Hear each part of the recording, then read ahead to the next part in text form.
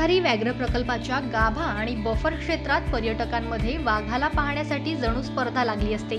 अशा वेळी वाघ नेहमीपेक्षा वेगळे वागताना दिसला तर पर्यटकांची लॉटरी लागलीच म्हणून समजा।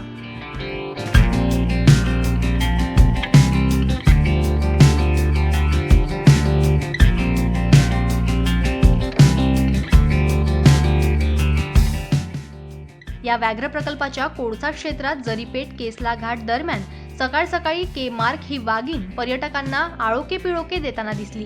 जणू ती सातत्याने पर्यटकांना दर्शन देऊन कंटाळली होती आणि मातीत लोळत होती। उन्हाळ्याच्या दिवसात कळकळीत उन्हात जेथे माणसांनाच कोणतीही गोष्ट करताना आळस येतो तिथे वाघांनाही तो येणारच, कारण त्यांच्या अधिवास क्षेत्रात सातत्याने पर्यटक रूपी माणसाची लुडबुड चालली असते।